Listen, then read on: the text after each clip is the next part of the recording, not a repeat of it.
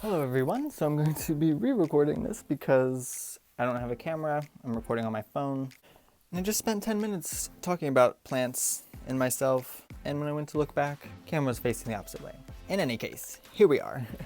My name is Atlas Babylon, and thank you for clicking on this video. I figured I have a growing love of houseplants, plants, foliage, all that jazz growing within me, and I'm a drag queen, so I figured why not merge the two?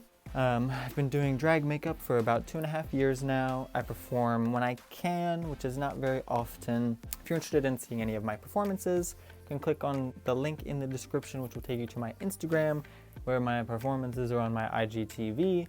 You can watch all my performances there if you're interested in that. In terms of plants, my love of plants really started with The Sims, I would say. I only actually started playing The Sims last year with The Sims 4, and they have house plants that you can place around the home, and I always was throwing plants everywhere in every room. So that kind of, got a little stuff bubbling in me, kind of with this interest, which brings us to today. I have, I believe, 16 house plants. Some of them are bigger than others, and some are very small. Some are actively growing, some are making me question if they're growing at all. Yeah, so let's get into it. And just as a side note, if I go like this a lot in the video, it is because I can see little hairs from this wig, because obviously this is not my hair. Hopefully they're not super distracting on the video. Let's get into it. So first up we have, this is an Alocasia poly, also known as Alocasia African mask, Alocasia Amazonica, I believe. What I personally really love about it is that it is one leaf per petiole or per stem. So it has many leaves, as you can see, but each one is only on its own stem. So it only has many stems, but each one only carries one leaf on it. So there are some other Alocasia that I'm planning on picking up, like the Alocasia Frydek. That is very similar in structure, but that one is just velvet to the touch. So who doesn't want a velvet plant to touch? This one is still potted in the potting soil that it came with, in the same nursery pot, in the cover pot. This was added, obviously, this little orangutan. I love orangutans, they're my favorite animal, so he's just really cute. I water this when the soil seems dry. Most of my plants I water when the soil seems dry. I don't really keep to a specific schedule. I do use an app, I'm not going to even mention it because I don't necessarily recommend it, that keeps track of your watering schedule for your plants, but I find that plants don't really align themselves to a schedule to be watered, so it's better just to, feel your plant, because there are telling signs, and you will learn over time of having plants, specific telling signs to when things are not right, when it needs to be watered, when it needs more sun, things like that. I did just get a moisture meter, so that's going to help out a little bit, but I think there's nothing really beats, sticking some fingers in the soil to really feel how it feels. I also mist this every single day with water, filtered water. It does require a little more humidity. Right now I can't really afford to buy a humidifier, so I've just been misting this. So next up we have this big boy. This is not the biggest plant that I own. This is a Dieffenbachia. I don't know exactly what type of Dieffenbachia that this is. I was just drawn to it because I really like white variegation in foliage, and this had some pretty nice white variegation, so that's why I picked it up. This is a toxic plant, so if you have cats, dogs, animals, kids, things like that, if they eat this, it's not safe. This one is in a terracotta pot, and then the soil mixture is pure coco coir and perlite. I don't really recommend that. That was just the first kind of one that Plantarina actually had suggested using that, as well as worm castings, but I didn't have or know where to find worm castings at the time. So I was just using coco coir and perlite. Moving forward, as with some of my other plants that I've already repotted, I do not use just a pure coco coir and perlite mix, but I just find that the pure coco coir, especially in a terracotta pot, it wicks that moisture out of the soil so fast, a lot faster than you would want. This one was pretty significantly root bound when I went to repot it from a nursery pot, so I did have to size it up to an 8-inch pot. That's why it's pretty big, but I really like it. Yeah, so that's a Dieffenbachia. Alrighty, so next up we have this very small plant. This is a very small Christmas cactus. It has unfortunately had a casualty. I am also not sure how it's doing. I don't keep any cacti. I don't keep any succulents. I do have a couple that are like semi-succulent, but they're not like true succulents. Personally, they just don't interest me. You know, cactus and cacti look cool, but I personally just have no interest in keeping them. It's pretty nice. I mean, it's cute. It's got 3 little cuttings in there. This one has 2 growths on it. Unfortunately, it did have a new growth coming in about right here, and something was dropped and it knocked the growth off. It's not put off any new growth since then. I've had this maybe only 2 months, honestly, not very long. I haven't had any of my plants very long. It's not really necessarily my favorite, but I'm just gonna keep it because it seems to be doing okay. I mean, it's not really turning brown or yellow or anything, no indicators of it dying or decaying. So I'm just keeping it. Apparently they are flowering plants. Obviously I've not seen it flower. I've seen them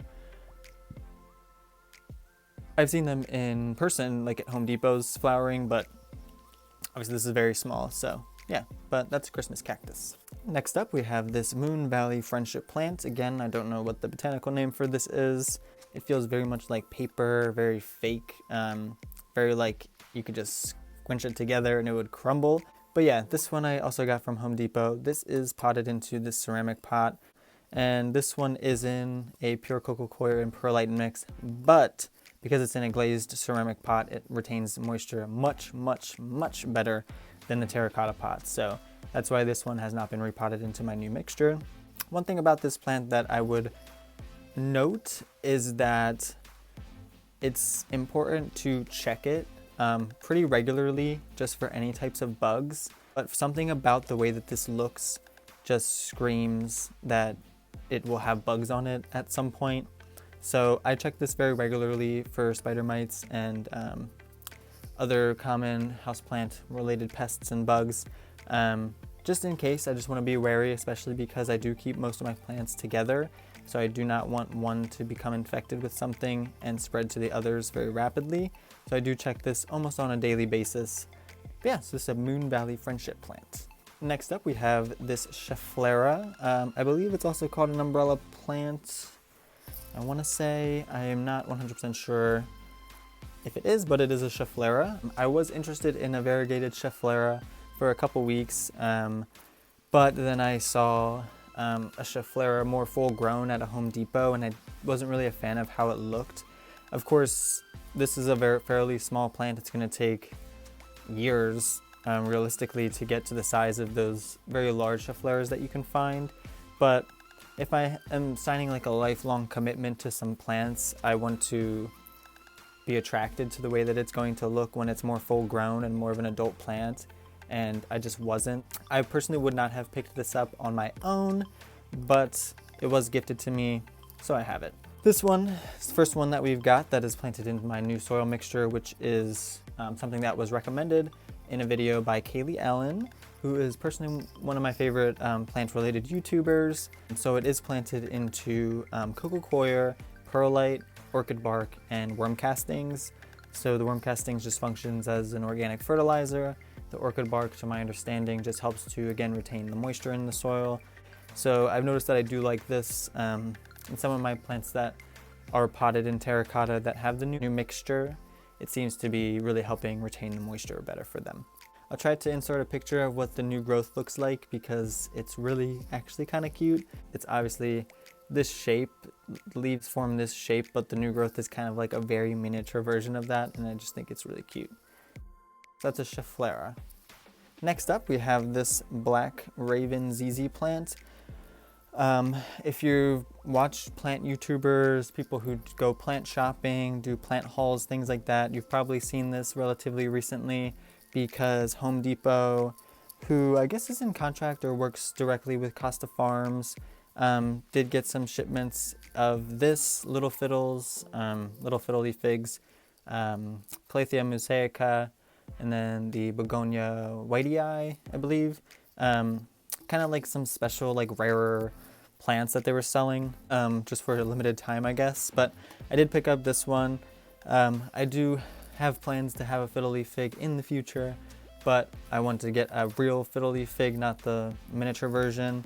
and I'm just waiting for some nurseries, some more local nurseries to be open because it's still February and most of the local nurseries by me are not open year round, so they only usually open in early spring or very, very late winter. But anyway, so this is a Black Raven ZZ. The new growth, as you can see here, comes in almost a neon green. I personally absolutely love the way that the green looks against the dark foliage. I just think it's very striking. And this one is starting to open up, which I'm excited about. One thing I'll recommend if you're looking for plants to buy, when you're out shopping and you're looking at, you know, say they had like when I picked this up, there were I think like 5 or 6 of the same black ZZs, but they were all different. So I went over, I looked at each one individually, and I ultimately picked this one because it had the most new growth coming out of it. There's 1, 2, 3, 4, 5 new shoots that are coming up. Well, 5 shoots coming up, including the ones that are much more established. And that was the most on any of the plants. So if you want to get your money's worth, definitely look for something that has the most new growth coming in, if possible, and pick that one up, because it'll just be more beneficial to you in the long run, because who doesn't like seeing new growth coming out of their plants? It's very exciting. Next up, we have the Scindapsus pictus. This is my favorite plant, not my favorite plant that I own, but my favorite overall display of a plant that I own. I absolutely love the pot that I found for it. It's not ceramic. I mean, it could be. It's not glazed, basically. So it has like these leaves on it that are like scratched, so it's not completely filled in with color, and it's white, and I just think it looks absolutely gorgeous with the Scindapsus in it. This is another one that is potted into that orchid bark worm casting mixture that I mentioned. There's a bunch of new growth coming in, which I'm very excited about. It's kind of a race because I now have this one, and then I also have a golden pothos.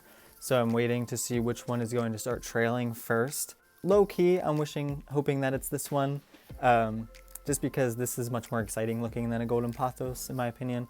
Although my boyfriend has a golden pothos, he likes to refer to it as a philodendron, which is fine, but his has some extremely beautiful variegation, white variegation on it. That's like very patchy, and it's like absolutely stunning. And one of his vines is like at least probably 15 feet, maybe 10 to 15 feet long now, and it has like pretty much one singular vine on it. This one I did pick up from a local nursery called Primex, which is outside of Philadelphia, and I also got the pot there. I also have right here, when I went to repot it, this one leaf did fall off. Not fall off, but it came apart, sort of. It was sort of like a single leaf that was planted into the soil on its own, which is not uncommon. A lot of times, especially with like trailing plants, things that are more full looking as they grow, when you pick them up, they'll usually have, 1, 2, 3, 4 plants in them. It does have its own node, so I'm currently trying to propagate this. It's not, I only put it in water on this past Wednesday, so not many days ago, like 4 or 5 days ago. So obviously it's not developed roots yet, but I'm really hoping that it does. So that's exciting. Next up, we have a very small little mother-in-law's tongue snake plant. This was a gift from a friend right when I first started getting into plants. It does have a little bit of a new growth coming in, which is very exciting. Snake plants do grow very slowly, but it seems to be doing really well. I think it's absolutely so cute. I think it's so cute in this like 2.5-inch pot. But yeah, so this is my little mini mother-in-law's tongue. Here is my big mother-in-law's tongue snake plant. I did pick it up with some, some imperfections on it, but overall it is doing pretty okay. I did have to cut one leaf, probably about this big as this one, off because it was completely dying on the upper part of the leaf. So I did cut that off completely, as far down to the soil as I could. I do really enjoy this. I keep this in probably the darkest corner of my room. This is a Calathea, what is this? Calathea, I forget what the name of it is. Misto, I think, is what I found. This is a very difficult plant to take care of. I would not recommend to myself having a calathea. I wish that I had more knowledge going into it, but would not have purchased this because it is very fussy. So this is a prayer plant, so it's supposed to kind of like go up and then down. But for some reason it was just down completely like all day for 2 days. So I got really nervous. So I picked up this ceramic glazed pot for it so that it keeps a lot more moisture in it, and it bounced back in a day. You know, she's a trooper, she's trying, and I'm trying for her. Next up we have what to me is honestly my pride and joy currently is my Monstera Addisonii. Honestly, it's probably taking over the entire frame, which I love. It was a little pricey. I mean, this is the most that I've paid for a plant. It was $40, which is not very expensive compared to the cost of some other plants. It is in 7 or 8 inch pot, hanging pot, and I mean, it's very full. So honestly, I'm not really mad at the price. I think that online, I've noticed on Etsy shops and things like that, they're selling something this size for even more and less full. So honestly, I personally think that it was a deal. As long as you can convince yourself it was a deal, it was a deal. I'm trying to decide whether I want to put it on a moss pole or not. I know that certain Monstera, certain philodendron, pothos, things like of that nature prefer to, not necessarily prefer, but will grow a lot more readily up a moss pole. I do like the way that this looks hanging, so I may just keep it as a hanging pot, as a hanging plant, and just not really do a moss pole. Perhaps if it gets like in a year or two, like very, very, very full, then I might, you know, obviously size up the pot. If it goes into like a 12-inch pot at any time, I'll definitely going to be doing a moss pole because that's just too big to be hanging. The only thing that kind of irritates me, which I can't really fix because I don't want to rip any of the leaves, is this leaf up top here is actually coming right through a hole in another leaf. But overall, it's doing pretty well. But yeah, so that's my Monstera Addisonii. Okay, so I'm out of the frame now because this is a beast. This is a Thaumatophyllum or Philodendron bipinnatifidum. Some people think that this looks similar to a Monstera deliciosa. I do not personally see that at all. I got this at Aldi. This was $13. I think they're relatively easy to find, especially in this size and especially for a price similar to that. Overall, I'm happy with it. I mean, it's the largest plant that I have and I'm not mad at it. And that brings us to the end of the video. So I hope that you enjoyed that little tour, not really tour, but kind of go through, run over of all the plants that I have currently. If you're interested, feel free to leave a comment below on any suggestions, things that you would want, you know, me to talk about, do, see from me, anything like that. Of course, you know, drag and makeup is an interest of mine, so I'm sure eventually some videos pertaining to that will come up. Hopefully I'll be able to, you know, cultivate some other kind of plant content for this channel, and yeah, but in the meantime, thank you for watching, and if you're interested, you know, you can feel free to subscribe, hit that like button. Thank you for watching. Again, my name is Atlas Babylon. You can find me on Instagram at AtlasXBabylon, on Twitter at CinderXBlocks if you'd like, and until next time, have a nice day.